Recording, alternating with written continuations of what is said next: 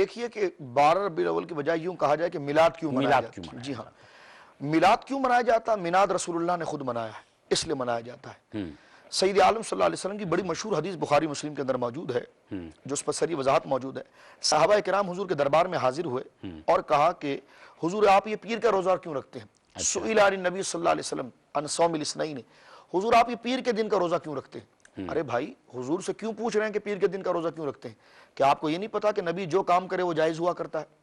तो जब शाहिद साहब ये बात मुझे और आपको पता है तो क्या साहबा को पता ना थी? साहबा को पता थी, लेकिन फिर भी सवाल करते हैं कि हुजूर आप ये पीर के दिन का रोजा क्यों रखते हैं? हुजूर ये भी जवाब दे सकते थे कि मैं नबी हूं, मैं रख रहा हूं तो तुम भी रखो। सही।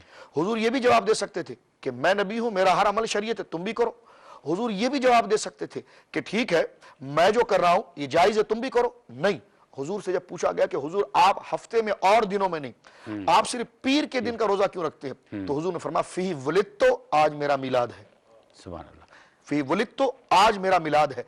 तो हुजूर अलैहिस्सलातु वस्सलाम तो अपना मिलाद हर हफ्ते मनाते हैं और अल्लाह रब्बुल आलमीन की बारगाह में गोया के रोजा रखकर उसका तशक्कुर अदा करते हैं।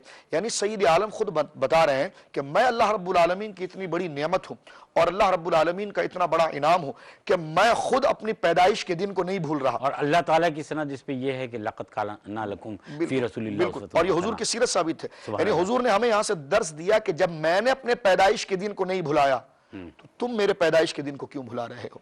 एक बात। और दूसरी बात, कुरान दरअसल ये कि आप कहें कि भाई कुरान में फला कहां लिखा हुआ, तो कुरान में 5 नमाजें कहां लिखी हुई? कुरान में नमाज किस तरह पढ़ना ये कहां लिखी हुई? कुरान में रुकू कहां लिखा, सुजूद किस तरह करना? ये तो बेशुमार ना खत्म होने वाला एतराज खड़ा हो जाएगा। कुरान की पहले ये समझे कि कुरान किताब है और वो किस चीज की किताब? कुरान तफसील की किताब नहीं, कुरान अहकाम की किताब है, उसूल की किताब। कुरान उसूल मुहैया करता है और फिर उसूल की तशरीहात को अल्लाह रब्बुल आलमीन के नबी पर या उर्फ और कल्चर पर छोड़ दिया जाता है। मिसाल के तौर पर अल्लाह रब्बुल आलमीन ने सोग और गम, ये जो इंसान की जिंदगी के तरीके हैं उसको बयान फरमाया। सोग के लिए 3 दिन और औरत के लिए सबसे बड़ा सदमा होता है, इसलिए उसके लिए 4 महीना 10 दिन रखा है। लेकिन खुशी के बारे में अल्लाह रब्बुल आलमीन ने यह फरमाया कि खुशी ऐसी है कि जिसको इंसान हमेशा चाहता है। इंसान सोग की फिजा को अपने ऊपर नहीं रख सकता, खुशी को हमेशा रखता है। अब अल्लाह रब्बुल आलमीन ने एक उसूल बता दिया कि अगर तुम ऐसा करो तो फिर खुशियां मनाना। फरमाया वकुल बिफद्लिल्लाहि व बिरहमतिही, सूरह यूनुस में, फबिज़ालिका फलयफ़रहू, जब तुम्हें कोई खुदा का फजल मिले और जब तुम्हें खुदा का इनाम मिले तो तुम खुशियां मनाओ।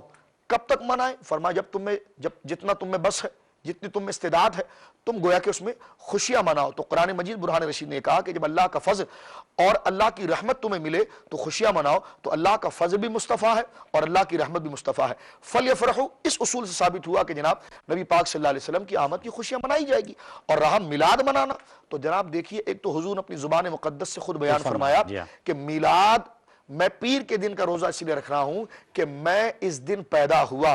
तो सरकार ने अपने अमल से बता दिया कि मिलाद मनाना खुद रसूलुल्लाह सल्लल्लाहु अलैहि वसल्लम की सुन्नत है। लिहाजा इसको और अल्फाज से ताबीर करना, मैं समझता हूं कि शरीयत की तारीख से एक अपने आप को जान चुराना है। जब रसूल करीम सल्लल्लाहु अलैहि वसल्लम ने इस चीज को जायज करार दे दिया तो ये जायज है।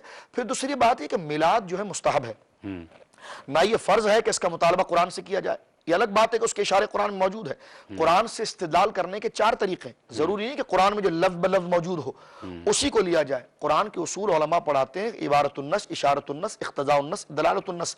ये कुरान से लेने के 4 तरीके हैं। जब कुरान ने यह कह दिया कि जब तुम्हें फजल मिले, रहमत मिले तो खुशी मनाओ, तो यहां से इशारा साबित हो गया। और कुरान की आयत वमा अरसलनाका इल्ला रहमतल लिल आलमीन मौजूद है।